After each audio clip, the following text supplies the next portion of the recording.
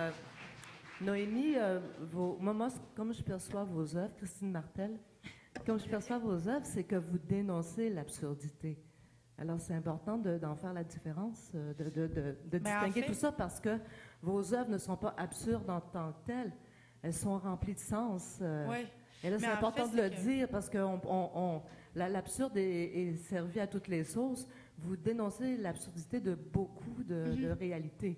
C'est ça, mais des fois, pour dénoncer l'absurdité, il faut utiliser le langage de l'absurdité.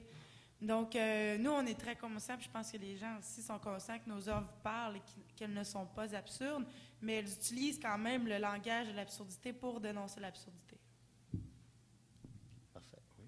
Madame, votre travail nous amène à poser des questions, à se poser des questions, puis c'est la plus grande utilité publique qu'on peut avoir dans tout ce qu'on peut faire dans la vie. Ça venait à poser des questions. C'est un petit commentaire en passant. Moi, j'aimerais savoir pourquoi le matériau bois, selon vous, est pas aussi utilisé qu'on pourrait le penser en ce qui a trait à toute la question de la sculpture, des œuvres au niveau de l'art visuel. Ça, je l'avais dans mes questions. Là. Vous me brûlez des punchs. Je vais céder la parole sur ce thème-là. Je pense que tout le monde peut parler un peu à ce cher Denis Tremblay. Je vous sens prêt, mûr. Ah oui, mais je voulais revenir tout à l'heure, tu l'as peut-être oublié, je voulais revenir un petit peu sur l'idée, parce que, bon, moi, j'étais venu ici avec l'idée un peu, de artistes, culture, le bois, l'industrie du bois, etc. Puis les gens regardent ça toujours en termes économiques. Je voudrais continuer un peu dans le sens du design. Qui sont... moi, un designer, je croyais, il y a quelques années, que c'était quelqu'un qui faisait des belles formes, des nouvelles formes, je veux dire, qui auraient pu être faites en bois. Et je me souviens d'avoir fait venir dans un de mes cours le président des designers industriels. Il m'a dit, tu l'as pas du tout, Denis, c'est pas ça du tout, un designer. Il dit, un designer, il design l'économie autant qu'il design des formes. Là... Et il avait expliqué qu'un designer, c'était essentiellement des gens de l'industrie secondaire, c'est-à-dire des équipementiers qui travaillent pour l'industrie primaire. Disons, ici, dans la région, ils travaillent tous ou à peu près pour l'Alcan. Et ils dépendent de l'Alcan, puis ils font, mettons, un produit quelconque, là, électrique, là, pour faire fondre l'aluminium. Bon. Et lorsqu'ils dégagent, comme ils dépendent que d'un seul client, bien, ils sont inquiets. Quand le client va bien, ça va bien. Quand le client va mal, bien, c'est la première chose qu'ils coupent, c'est les équipementiers. Alors, ces gens-là, lorsqu'ils dégagent une somme d'argent minimum pour faire de la recherche-développement, c'est le terme qu'on utilise souvent dans le milieu de l'économie pour dire, ils font venir, mettons, Dallaire, je dis ça, ou d'autres, qui étaient un designer. Le type vient, il analyse tout le processus pour construire des anodes, disons, ou le processus, les machineries, etc., et lui dit, bien, avec ces machineries-là, ou avec cette énergie-là que vous utilisez, ou avec...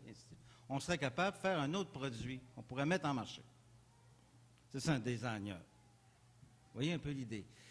Moi, je vois toutes ces compagnies qui font du bois, du 2x4, je veux dire, et je me suis toujours demandé s'il ne serait pas possible, au moins une fois, peut-être comme projet pilote, de mettre un designer qui analyse tout ce que les gens font, puis les équipements qu'ils ont, etc., qui peut nous et d'une manière là, comme un designer industriel peut le faire, et puis qui détourne une partie de cette logique-là pour la production d'un autre produit, désigné bien sûr. Vous voyez, et si ça marche, ben, les autres disent, ben, ils font de l'argent avec ça, ils survivent, etc. C'est ça le lien aussi. Il y a des liens de cet ordre-là. Bien, évidemment, on peut l'aborder sous l'angle de la recherche plus pure, on va dire ça comme ça, qui est l'artiste. Mais on peut le voir aussi dans toute une série d'actions comme ça, qui sont de caractère dit économique. Moi, je dis que ça produit du sens. Vous savez, moi, je veux dire, les gens ici, un Québécois, là, je veux dire, mettons, imaginez-vous le matin, là, il se rase avec un Braun. Il met un habit, un KS.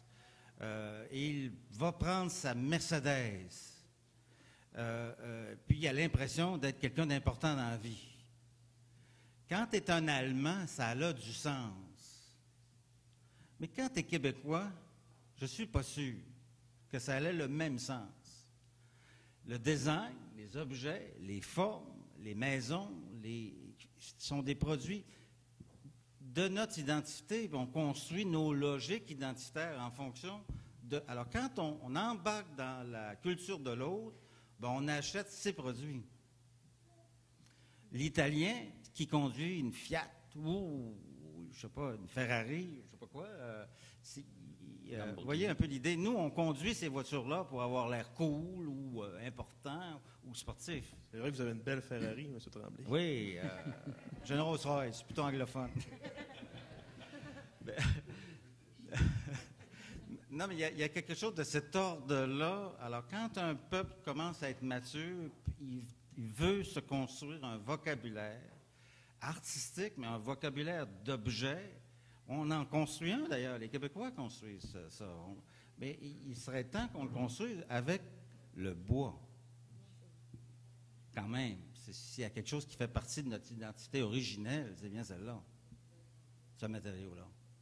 Alors, bon, je voulais juste dire ça. Peut-être que je m'échappe, là, mais... Je renchéris